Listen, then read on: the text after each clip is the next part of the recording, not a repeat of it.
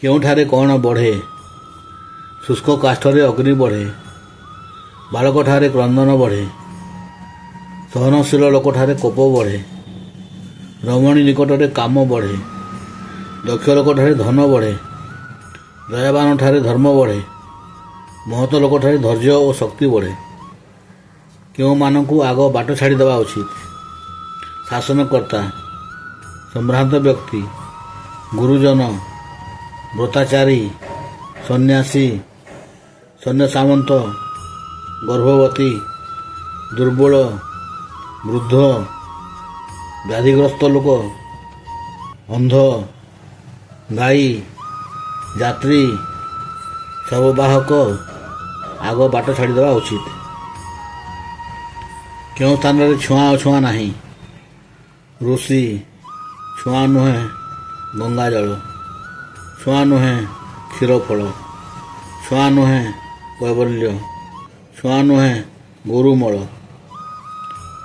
ନୌକାରେ ଥିବା ସମୟରେ, ଶତ୍ରୁ ଆକ୍ରମଣ ସମୟରେ, ମନ୍ଦିର ମଧ୍ୟରେ, ଅନ୍ଧକାରରେ, ଯଜ୍ଞ ମଣ୍ଡପରେ, ଜନଗହଳି ମଧ୍ୟରେ, ଯାତ୍ରା ସମୟରେ, ହାଟ ମଧ୍ୟରେ, ସଭା ମଧ୍ୟରେ, ରଥ ଉପରେ, ମଞ୍ଚ ଉପରେ, ବୃକ୍ଷ ଉପରେ, ଜଳ ମଧ୍ୟରେ, ପଥର ମଧ୍ୟରେ, ଆନନ୍ଦ ବଜାରରେ, ପବିତ୍ର ପାଠ, ପବିତ୍ର ପୀଠ, ତୀର୍ଥସ୍ଥାନରେ ଛୁଆଁ ଅଛୁଆଁ ଦୋଷ ଲାଗେ ନାହିଁ।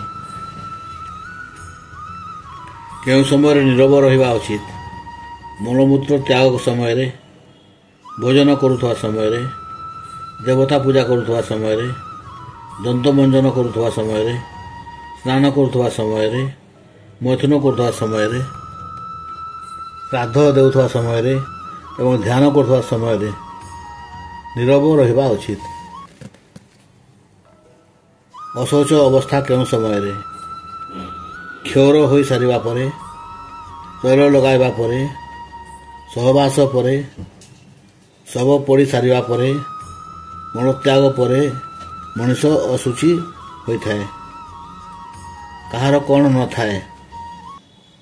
ଚାକରର ସମ୍ମାନ ନଥାଏ, କ୍ରୋଧୀର ସୁଖ ନଥାଏ, ଖଳଜନର ମିତ୍ରତା ନଥାଏ, ସ୍ୱାଧୀନ ନାରୀର ଚରିତ୍ର ନଥାଏ, ଲୋଭୀର ସତ୍ୟତା ନଥାଏ, ଲମ୍ପଟର ପବିତ୍ରତା ନଥାଏ, ମାଂସାହାରୀର ଦୟା ନଥାଏ, ଅର୍ଥ ସର୍ବସ୍ୱର ସାନ ବଡ଼ ବିଚାର ନଥାଏ, କାମାତୁରର ଲଜ୍ଜା ନଥାଏ, ସୁଧାର୍ଥର ସିଦ୍ଧ ଅସିଦ୍ଧ, ରୁଚି ଅରୁଚି ନଥାଏ, ଚୋର ହୃଦୟ ନଥାଏ, ବେଶ୍ୟାର ପ୍ରକୃତ ସ୍ନେହ ନଥାଏ, ମୂର୍ଖର ବିବେକ ନଥାଏ, ଦୁଷ୍ଟଜନର କ୍ଷମା ନଥାଏ, ସମ୍ପଦର ସ୍ଥାୟିତ୍ୱ ନଥାଏ, ପାପକର୍ମର ତ୍ରାହି ନଥାଏ। କ'ଣ ଥିଲେ କାହାର ପ୍ରୟୋଜନ ମୂଲ୍ୟହୀନ? ସତ୍ୟ ଥିଲେ ତପସ୍ୟା ମୂଲ୍ୟହୀନ, ମନ ପବିତ୍ର ଥିଲେ ତୀର୍ଥଯାତ୍ରା ମୂଲ୍ୟହୀନ, ସୌଜନ୍ୟ ଥିଲେ ଅନ୍ୟ ଗୁଣ ମୂଲ୍ୟହୀନ ଅଟେ, ମିତ୍ର ଥିଲେ ଉତ୍ତମ ଔଷଧ ମୂଲ୍ୟହୀନ, କ୍ରିୟା ବିଚ୍ଛେଦ ଘଟିଲେ ଯୌବନ ମୂଲ୍ୟହୀନ, ପୁତ୍ରଜାତ ନ ହେଲେ ସ୍ତ୍ରୀ ସଂସର୍ଗର ଫଳ ମୂଲ୍ୟହୀନ, ବିଦ୍ୟା ନଥିଲେ ଆନଧନ ମୂଲ୍ୟହୀନ, ଲଜ୍ଜା ଥିଲେ ଆଭୂଷଣ ମୂଲ୍ୟହୀନ, କ୍ଷମା ଥିଲେ କବଚ ମୂଲ୍ୟହୀନ, ଲୋଭ ଥିଲେ ଶତ୍ରୁ ମୂଲ୍ୟହୀନ।